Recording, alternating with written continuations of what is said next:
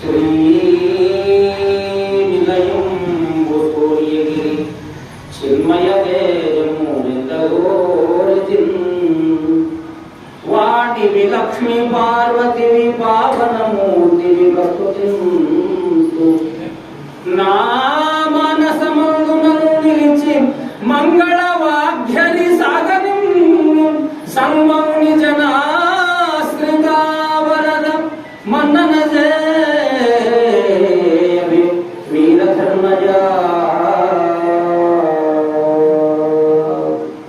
శ్రీకాంతో మాతృలో యస్య జననీ సర్వమంగళ జనకా శంకరో దేవో తం వందే కుంజరానం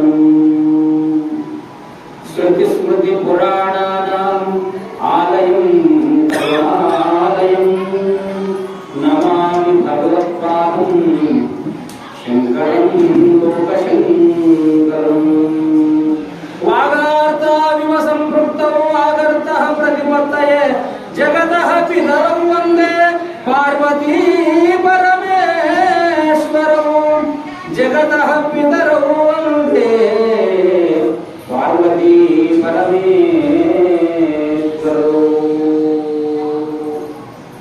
జగద్గురు కోటి ఈశ్వర వీరభద్ర మాతపాడు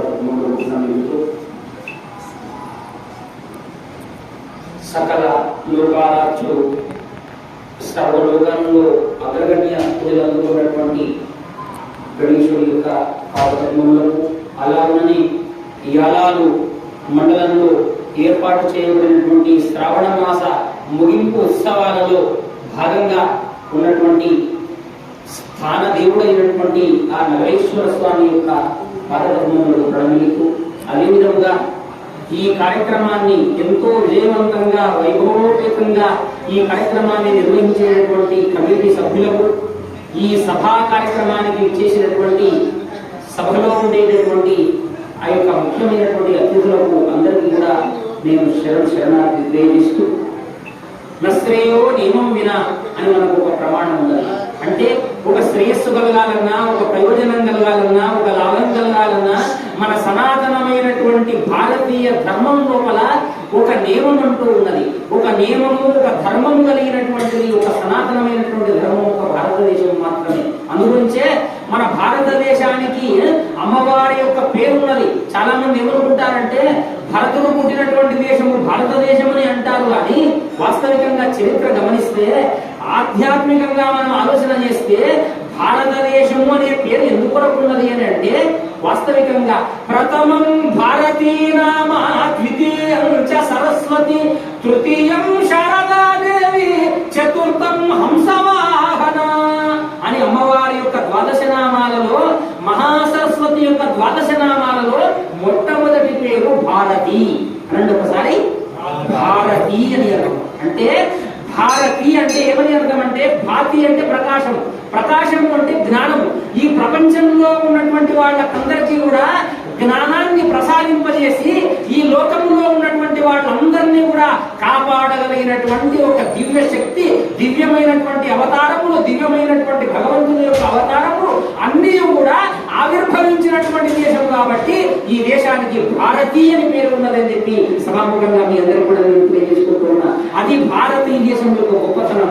అంటే అజ్ఞానాన్ని అణచివేసి సుజ్ఞానం అనేటువంటి ప్రకాశాన్ని ఒక్క భూమండలం అంతా కూడా ఇవ్వగలిగినటువంటి దేశము ఏ దేశం అంటే అది భారతదేశము. అందుగురించే భారతదేశము వేదాల పట్టుబొమ్మ, యజ్ఞయాగాది క్రతువుల కటపట్టు, పెక్కు అవతారములు గల్ల పెద్ద తల్లి, నీతి నియమాల రూపు ఈ త్యాగ భూమి. ఒక మహానుభావుడు అన్నాడు, అంటే దశావతారములు కాకుండా అమ్మవారి అవతారములు, అనంతమైనటువంటి అవతారములు కూడా ఈ యొక్క భూమిపైననే ఏర్పడినాయి. అంతేకాదు ఒక తల్లిని, ఒక అన్నను, ఒక చెల్లెలిని, ఒక భార్య భర్తల మధ్య ఉండే ఆ పవిత్రమైనటువంటి ఆ ప్రేమ భావాన్ని తత్వాన్ని తెలుపగలిగినటువంటిది ఒక్క భారతదేశం మాత్రమే. ఈనాడు మన భారతదేశంలో పుట్టినందువల్ల, ఈనాడు సకల దేవతలను ఆరాధించుకోవడం వలన, ఈనాడు మనం అందరం కూడా సమైక్యతా భావంతో శాంత స్వభావముతో మనం ఉండడం వలన ఏ జన్మలో చేసుకున్నటువంటి పుణ్యమో ఈనాడు ఈ యొక్క కార్యక్రమం లోపల మనం పాల్గొనడానికి అవకాశం అనేటువంటిది లభించింది. ఈనాడు విశ్వకర్మ జయంతి అని మనకు ఆ మహానుభావుడు చెప్పడం జరిగింది. నిజంగా చెప్పాలంటే శ్రీమద్ విరాట్ గోవిందమాంబ సమేత విరాట్ పోతులు వీరబ్రహ్మేంద్ర స్వామి వారి యొక్క ఆ స్వామివారు ఆనాడు కూడా కలియుగంలో అందరూ కూడా ఇది ద్వైతమని, ఇది అద్వైతమని, తర్వాత ఆ దేవుడు గొప్ప, ఈ దేవుడు గొప్ప అనేటటువంటి ఒక ఆ వివాదాలలో పడి, తగాదాలలో పడి కొట్టు మిట్టాడుకుంటున్నటువంటి సమయం లోపల ఆ మహానుభావుడు ఉద్భవించి ఆ మాట ఆయన ఏమన్నాడు అని అంటే, నిజంగా చెప్పాలంటే సర్వమత సమ్మేళనాన్ని ఏర్పాటు చేసి సకల మతాలలో, సకల కులాలలో, సకల వర్ణాలలో పరమాత్ముడైనటువంటి వాడు ఒక్కడే, పాలచవినొక్కటి పశుల వన్యలు వేరు, పరమాత్ముడొకడు భావములు వేరు. అంటే తెల్లావు నల్లావు రంగురంగుల ఆవులు ఉన్నవి కానీ ఆ ఆవులలో నుండి వచ్చేటటువంటి ఆ యొక్క పాలు మాత్రము తెల్లదే. రాముడన్నా, కృష్ణుడన్నా, గురువన్నా, అమ్మవారన్నా మరి భక్తి భావన మాత్రము, భావశుద్ధి మాత్రము ఒక్కటే. భగవంతుడు అనేవాడు సాకార నిరాకార పరిపూర్ణ సచిదానంద పరమాత్ముడే అని చెప్పి లోకానికంతా చాటి చెప్పినటువంటి దివ్య పురుషుడే వీర బ్రహ్మేంద్ర స్వామి అని చెప్పి మీ అందరికీ కూడా నేను తెలియజేసుకుంటూ ఉన్నా. ఈనాడు విశ్వకర్మ జయంతి అని అంటాము. విశ్వకర్మ అంటే ఎవరండి? ఈ లోకంలో మీరు ఆలోచన చేయండి.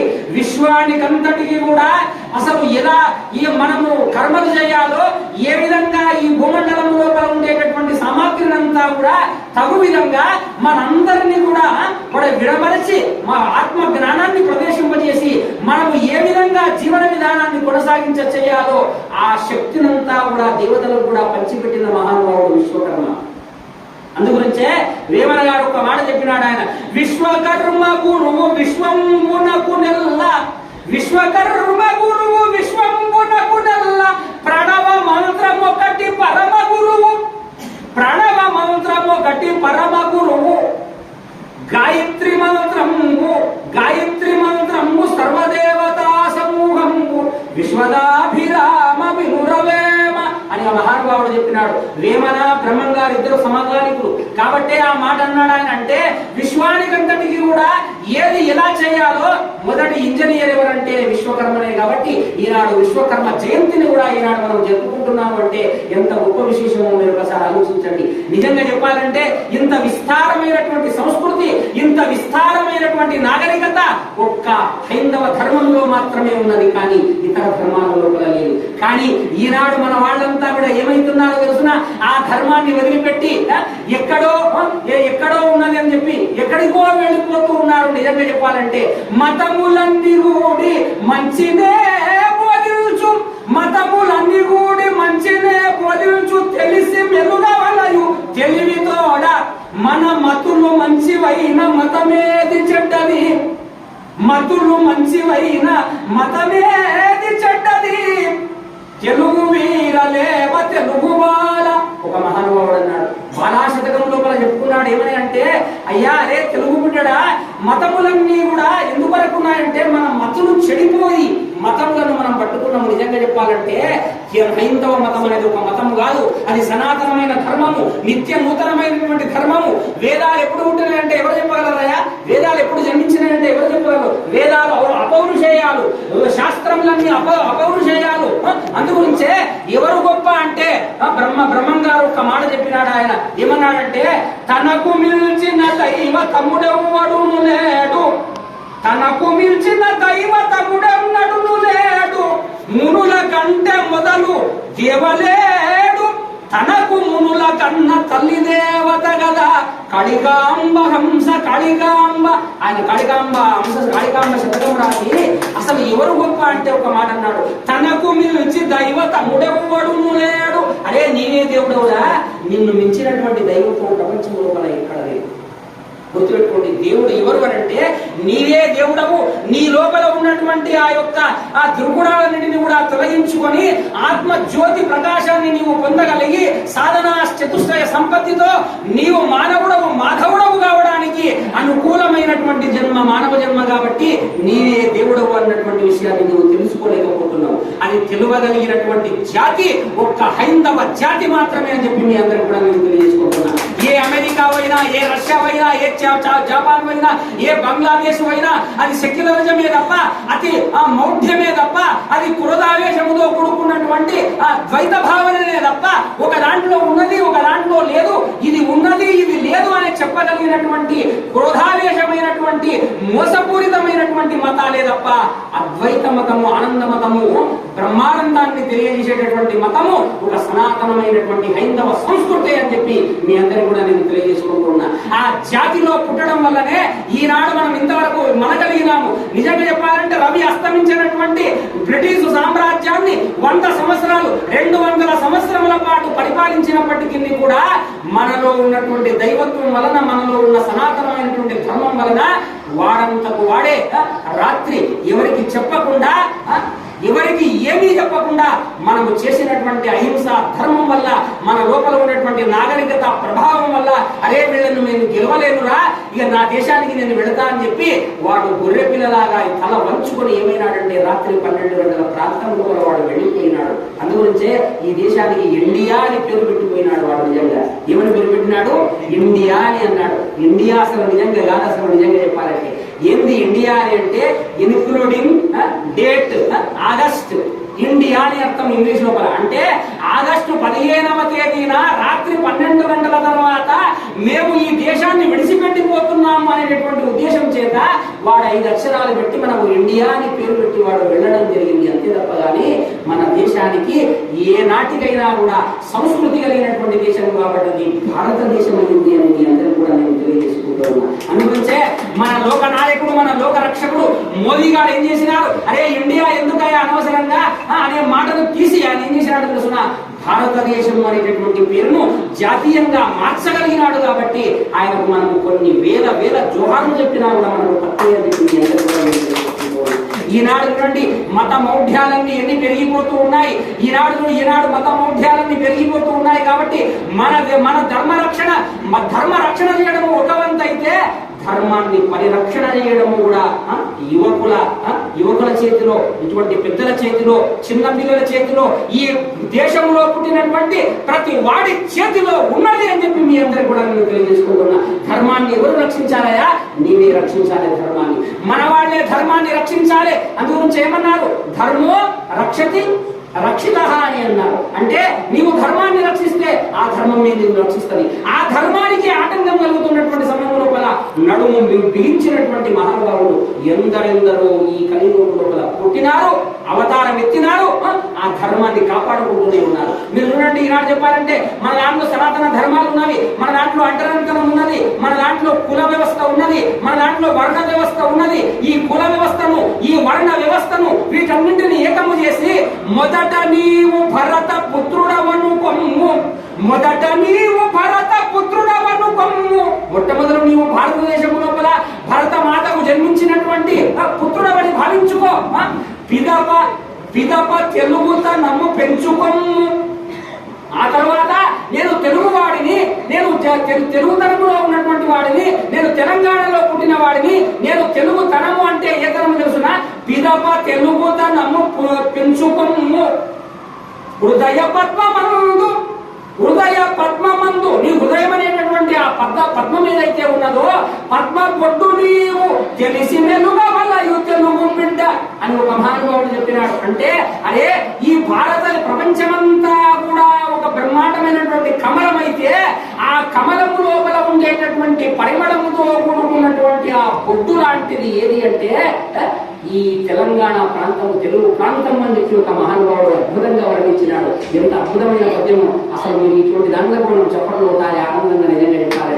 ఎందుకంటే తెలుగు తనము అంత గొప్పది. అందుగురించే ఆ తీపితనము, ఆ మధురమైనటువంటి భావన, మన ప్రేమ, ఆ అపారమైనటువంటి మమకారము త్యాగంతో కూడుకున్నటువంటి తెలుగు వాళ్ళు అంత గొప్పవాళ్ళు. అందుగురించే వీర సావర్కర్ అనేటటువంటి మహానుభావుడు ఏం చేసినాడు తెలుసిన, అరే మన వాళ్ళంతా కూడా ఏమైతున్నారు అంటే కుల వ్యవస్థ వల్ల వేరైపోతున్నారు. ఆ సంఘమని ఈ సంఘమని విశ్వబ్రాహ్మణ సంఘం అని కొందరు, కాపు సంఘం అని కొందరు, ఇంకో సంఘం అని కొందరు, ఇంకో సంఘం అని కొందరు వేరువేరుగా మారుతున్నారా.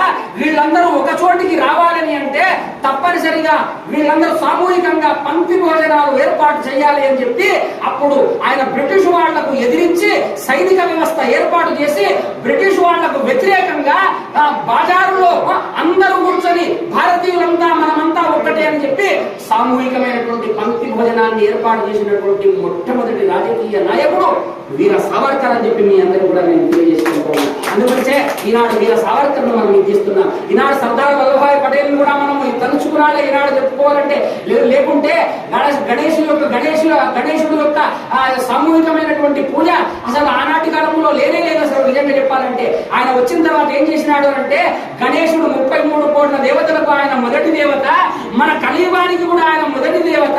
కాబట్టి ఆయనను తప్పక మనం పూజించాలి. ఇంటిలో పూజిస్తే గొప్పతనం కాదు, వాళ్ళ ఇంట్లో వాళ్ళ పూజ చేసుకుంటే వాళ్ళ యొక్క కుటుంబాలు బాగుపడితే కాదు, మనమందరం ఒక్కటి. కాబట్టి మన గల్లీలో మన ఊర్లలో మన యొక్క ఎక్కడెక్కడైతే అందరూ కూర్చునేటువంటి కూడలు ఎక్కడైతే ఉన్నావో అక్కడ మనము గణేశుని ఏర్పాటు చేసుకోవాలని చెప్పి గణేశు నవరాత్రులను ప్రారంభం చేసి హిందూ సమైక్యతకు మరి పాటుపడినటువంటి మహానుభావుడు సర్దార్ వల్లభాయ్ పటేల్ అని చెప్పి మీ అందరికీ కూడా నేను తెలియజేసుకుంటూ ఉన్నాను. ఈనాడు యువకులంతా కూడా 11 రోజుల పాటు స్వామివారిని పూజిస్తున్నారు. నిజంగా చెప్పాలంటే రాత్రి పాలమూరు జిల్లా లోపలనే బ్రహ్మాండంగా నిమజ్జనం జరిగింది.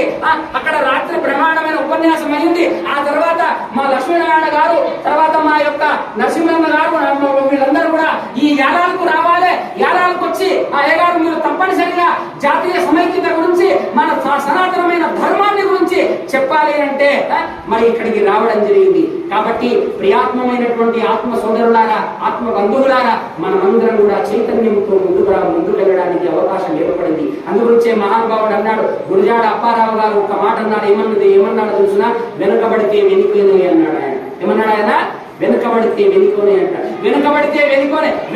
వెనుకబడిన తనం మనకు కాదు. అందుగురించే ఎట్లా ఉండాలి మనిషి అంటే మంచితనం ఉన్నదంటే దాన్ని ఆస్వాదించుకోవడానికి నువ్వు ప్రయత్నం చెయ్యి, అంతే తప్ప కానీ ఆ మంచితనం చేసేవాడు ఏ కులం వాడు ఏ వర్ణం వాడు అని భావించకు, నీవు బాగా గుర్తుపెట్టుకోండి. అందుగురించే ఈ ప్రపంచమంతా కూడా ఈనాడు మనం ఎందుకు 140 కోట్ల జనాభా ఉన్నటువంటి భారతదేశము ఈనాడు ఏమైపోయింది అంటే ఒక అనైక్యత వలన, ఒక వర్ణ వ్యవస్థ వలన, ఒక కుల వ్యవస్థ వలన, అంతేకాదు ఇంకోటి ఏది ఈర్ష్య ద్వేషాల వలన, దురతనాల వలన మనదే గెలవాలి, మన వాళ్లే గెలవాలి, మన పార్టీ వాళ్లే గెలవాలి, నా మాటనే గెలవాలి అనేటటువంటి ఒక సంకుచితమైనటువంటి భావాల వల్ల ఈనాడు మన దేశం అంతా కూడా చిన్న భిన్నమైపోతుంది అని చెప్పి మీ అందరూ కూడా నేను తెలియజేసుకుంటున్నా.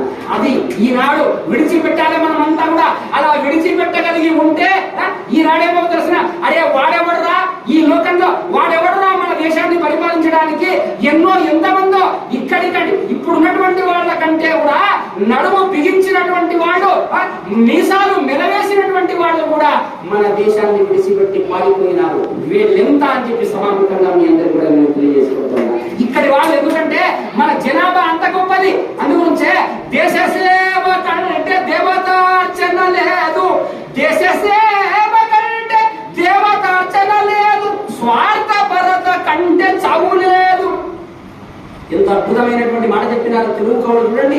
దేశ సేవ కంటే దేవతార్చన లేదు. అసలు దేవతలను అర్చిస్తున్నావు అని అంటే అసలు భూమాత లేకపోతే దేవతలను ఏమర్చిస్తావు నాన్న నీవు?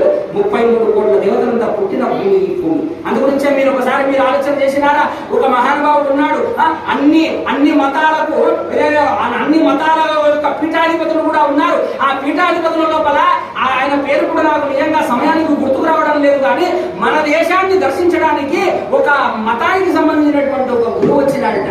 వచ్చి ఆయన ఏం చేసినాడంటే ఢిల్లీ కోటకు ఈ భారతదేశ పొలిమేరలకు వచ్చే మొదలు ఆ విమానాన్ని దిగి ఆయన దలైలామా గుర్తొచ్చింది. ఎవరాయన? దలైలామా. దలైలామా అనేవాడు మన పొలిమేరకు వచ్చిన తర్వాత దాన్ని ఆపి ఏం చేసినాడు తెలుసునా? తాను పాదం పెట్టకుండా శిరస్సు వంచి కిందికి దిగినాడు అని చెప్పి సభాముఖంగా మీ అందరూ కూడా తెలియజేసుకుంటారు.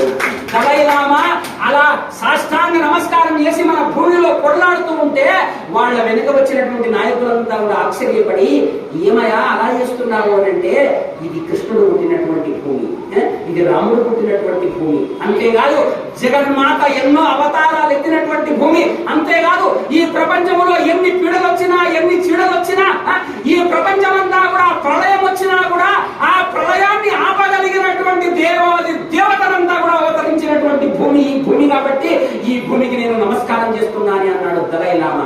ఎంత గొప్ప మాటను మీరు ఒకసారి ఆలోచన చేసుకోండి. ఒక్కసారి ఆయన సాష్టాంగ నమస్కారం చేసి మన దేశానికి వచ్చినాడు. అటువంటిది అరే పనికి మాలిన వాడా, ఈ దేశంలో పుట్టినవరా, నీకు గర్వం లేదా, ఈ దేశంలో పుట్టినప్పుడు నీకు సంస్కృతి నీకు గురించి నీకు తెలియదా, నీవే కొట్టుకుంటుకోకుండా నీవు ఒక దయ్యంలాగా తిరిగితే, నీవే సనాతనమైన ధర్మాన్ని విడిచిపెట్టి తిరిగితే, నీవే మరి పతి సతుల యొక్క ధర్మం ఎటువంటిది, మన వీరత్వం ఎటువంటిది, ఒక అల్లూరి సీతారామరాజు, ఒక వీర సావర్కరు, ఆ తర్వాత ఒక సుభాష్ చంద్రబోసు ఆనాడు ఉన్నారే, గొప్ప గొప్ప వీర వనితలు ఉన్నారే, వాళ్ళందరినీ కూడా నీవు తార్కాణంగా తీసుకొని నిన్ను నీ దగ్గరికి వచ్చి తల వంచడానికి కావలసినటువంటి దేశం కాదు, తల వంచకుండా తిరిగినటువంటి దేశం భారతదేశం అని చెప్పి మీ అందరూ కూడా నేను తెలియజేసుకుంటున్నా.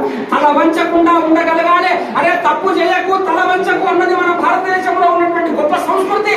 అందు గురించే ఏమన్నారు, దేశ సేవ కంటే దేవతార్చన లేదు, స్వార్థపరత కంటే చావు లేదు.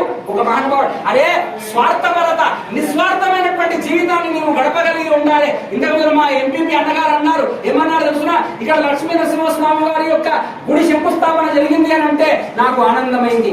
ఆనందంగా చప్పట్లు కొట్టండి, బ్రహ్మానందంగా. ఎందుకంటే ఈనాడు మన దేవాలయాలన్నీ కూడా ఏమైపోతుందంటే శిథిలమైపోతూ ఉన్నవి. దేవాలయాలకు దీపారాధన చేసేటువంటి దిక్కు లేదు. ఈనాడు అజ్ఞానం అనే చీకటి తొలగిపోవాలంటే దేవాలయం మన ఊళ్ళో ఉన్న దేవాలయం లోపల దీపం వెలగాలి. దీపం వెలిగితేనే కదా, దీపము కలిగిన ఎంటను దాపుగా శ్రీ లక్ష్మీదేవి ధనములనిచ్చు కాపాడుచుండి మనుషుల పాపములను పరద్రోలి పరముకు చేర్చు అని మహానుభావుడు. అరే ఒక్క చీకటి ఉన్నటువంటి దేవాలయం లోపల ఒక్కసారి నీవు దీపం ముట్టిస్తే 14 జన్మలలో చేసుకున్నటువంటి పాపమంతా పరిహారం అయిపోతుంది అనుకున్నాను. శివపురాణం చెప్పింది, సభాముఖంగా మీ అందరికీ తెలియజేసుకుంటూ ఉన్నా. అటువంటిది ఈనాడు దేవాలయాలు నిజంగా యాదాలకు వచ్చిన తర్వాత నాకు చాలా ఆనందం అనిపించింది. అక్కడ చూడగానే ఆంజనేయ స్వామి దేవాలయము, ఇక్కడ రాగానే నగరేశ్వరము, ఎప్పుడు ప్రతిష్ట అయిందో తెలియదు. ఇక్కడ వెళ్ళగానే అమ్మ జగదంబ గుడి, అక్కడ నవగ్రహాలు, అసలు ఊరంతా కూడా దేవాలయాలతో నిర్మితమై ఉన్నది అని అంటే నిజంగా నేను యాదాలకు వచ్చిన తర్వాత నేను ఏమైపోయినాను తెలుసున్నా. నిజంగా చెప్పాలంటే అరే ఇది లాలుచి కలిగినటువంటి ఊరు కాదురా.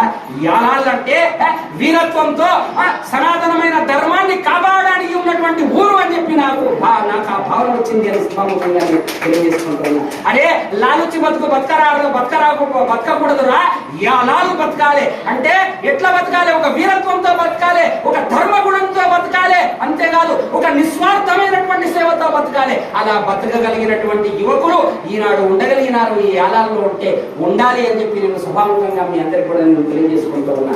ఇక్కడికి దాదాపుగా 100 కిలోమీటర్ల దూరం లోపల అమ్మవారి యొక్క దేవాలయం ఉన్నది. ఎక్కడ యానగుంది లోపల మా పురుషోత్తమ అన్నగారు, ఇక్కడనే అగ్గనూరు ఆశ్రమం ఉన్నది. నేను చాలా సార్లు ఆశ్రమానికి నేను ఒక వక్తగా నేను వచ్చా. అక్కడ అమ్మగారు ఒక్కటే ఒక మాట అన్నారు, నాయన భారతదేశము పవిత్రమైనటువంటి భూమి. ఏ జన్మ లోపల ఏ పుణ్యం చేసుకున్నామో ఈ జన్మ లోపల ఈ యొక్క మానవ జన్మ ఎత్తి ఈ భారతదేశంలో పుట్టినాము.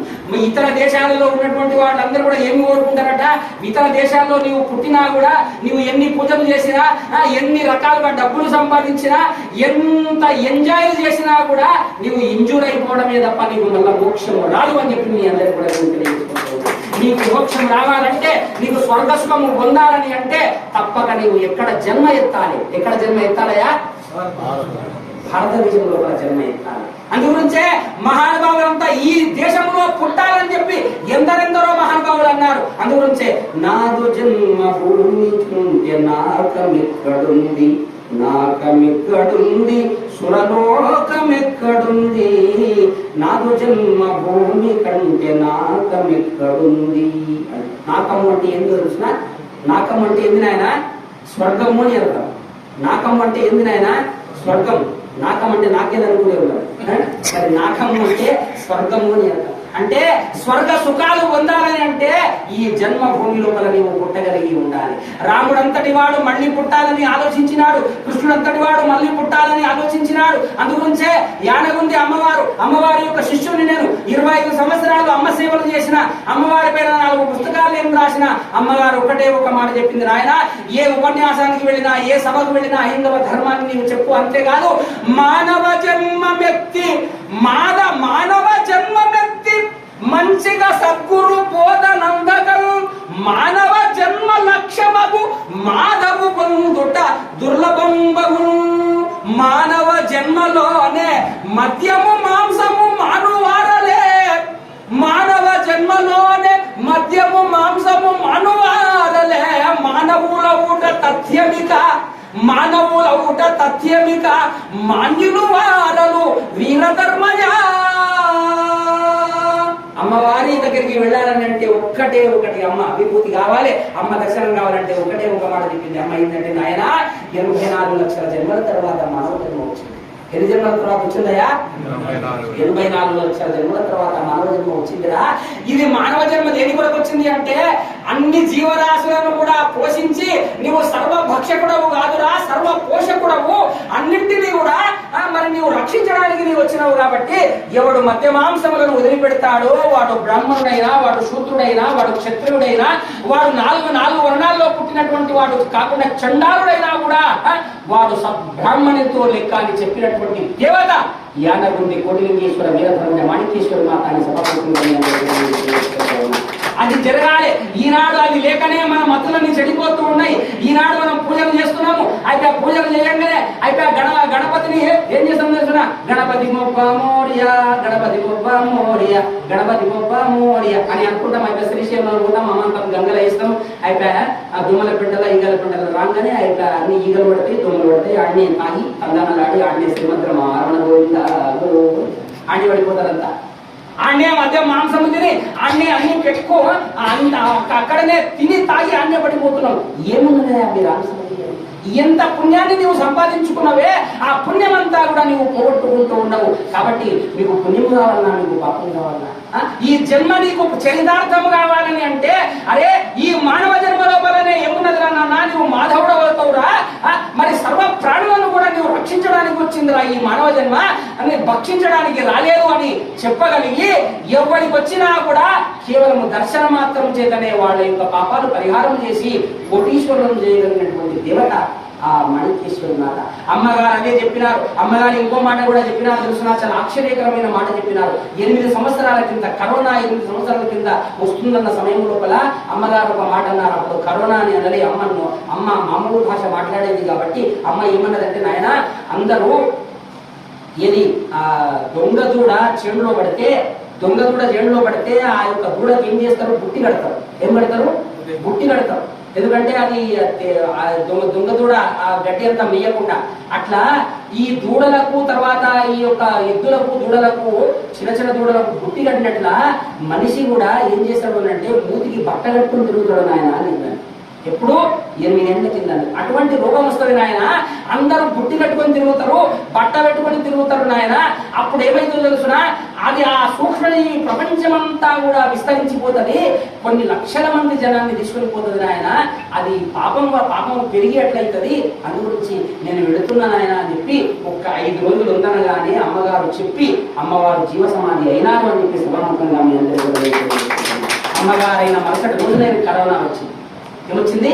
కరోనా వచ్చింది. ఆనాడు 8 ఏళ్ల కిందనే అమ్మగారు చెప్పడం జరిగింది. అంటే నాయన ఇది ఎందుకు వచ్చింది అని అంటే సర్వ ప్రాణులన్నీ కూడా ఆ ప్రాణులన్నీ కూడా నీవు ఆ కరకర కోస్తూ ఉండగా అనుమత విశేషిత నిగంత క్రయ విక్రయ సంస్కారాచోపహర్త ఘాతక క్షేతి ఘాతకాః. మనకు మనుస్మృతి చెప్పింది, మాంసము తినమని సలహా చెప్పినటువంటి వాడు, మాంసము తిన్నవాడు, మాంసము వడ్డించిన వాడు, మాంసము అమ్మినవాడు, అంతేవాడు కొన్నవాడు. అంతేకాదు అటు నుంచి ఏడాది నుండి కొంతమంది ఆడబోతున్నాడు మంచి ఆధ్యాత్మిక వేత్త. ఆయన బ్రహ్మాండంగా ఈ రోజు కార్యక్రమం జరుగుతూ ఉన్నది. శ్రావణ మాస సందర్భంగా ఆ లడ్డూలు, తర్వాత మిఠాయిలు, తర్వాత ఉండ్రాళ్ళ పాయసాలు, బ్రహ్మాండంగా భక్షాల భోజనాలు ఇవన్నీ కూడా ఉన్నవి, ఏర్పాటైనవి. ఇవన్నీ తిందాం రారా అని అంటుంటే ఇంకోటి ఏమంటాడు తెలిసిన, అరే పతిపురం మషమ గడపదం పద ఎక్కడ పోవాలి? పట్టపురం మశమ్మ కాడుకోవాలి. మశమ్మ మాత్రం తినదు కానీ ఈ కొడుకునే మారెమ్మలాగా తయారయ్యి ఆడ కూర్చొని తింటారు అన్నాడు. ఆమె ఒక్క రక్త పొట్టుగా తిని ఉంటే అది వేరే విషయం ఉండే. అది కాదు, అరే పొలం పాలన నా బర్త్డే అక్కడ చేసుకుందాం అని అంటాడు. బర్త్డే అంతా ఎక్కడ చేసుకుంటారు అని అంటే, అరే ఏడాది లోపల వాడు 10 సంవత్సరాల కదా వాడిని కోరుకుంటుంటారా, అరే ఏం దావత్ ఇస్తావా అని అంటే, నగరేశ్వర గుడి దగ్గర 20 రకాల స్వీట్లు పెట్టి బ్రహ్మాండంగా భోజనం చేస్తాడంటే పెద్ద భోజనం పెట్టిండు. ఏం భోజనం పెట్టాడు? సప్పటి భోజనం. ఏం పెట్టిందో? సప్పటి భోజనం. అసలు నిజంగా చెప్పాలంటే ఆ పట్టపురం మశమ్మ కడుపులు 4 గొర్రెలు పోసింటే ఎంత మంచిగా ఉంటుంది కదా అని అనుకుంటారు. అంటే ఈనాడు చూడండి, దావత్ అంటే ఏంది అని అంటే మద్య మాంసాలతో కూడుకున్న పదార్థాలు పెడితేనే దావత్ అయింది కానీ నిజంగా చెప్పాలంటే పంచపక్ష పరమాన్నాలతో కూడుకుని ఉంటే అది దావత్ అవుతుందా? అందుగురించే బ్రహ్మం గారు ఏమన్నాడో తెలుసునా? ఆయన ఒక మాట చెప్పినాడు. ఏమని అంటే, ఆకు తిన్నవాడు అడవి దాటగలిగే, ఆకు తిన్నవాడు అడవి దాటగలిగే, మేక తిన్నవాడు మిడక తొడగే, మేక కన్నాకు మేలైనది కదా కళికాంబ హంస కళికాంబ. 705 పద్యాలు రాసినారు. చప్పట్లు కొట్టండి ఆనందంగా. బ్రహ్మం గారి చెప్పవలసి ఉన్నది. దేశమంతా కూడా విస్తరింపజేయవలసి ఉన్నది. 705 పద్యాలు రాసినాడు. భగవద్గీతలో కూడా 701 శ్లోకాలు ఉన్నవి. ఎన్నున్నాయనా? 701 శ్లోకాలు భగవద్గీతలో ఉన్నవి. 18 అధ్యాయాలు ఉన్నవి. ఎక్కడనమ్మా? భగవద్గీత లోపల. అటువంటి ఆ భగవద్గీతలో ఉన్నటువంటి సారాన్నంతటికి కూడా కాళికాంబ హంస కాళికాంబ మాత కాళికాంబ కాళి అనేటువంటి 3 మకుటాలు తీసుకొని ఆయన 701 పద్యాలు రాసినాడు. ఎన్ని పద్యాలు రాసినాడు?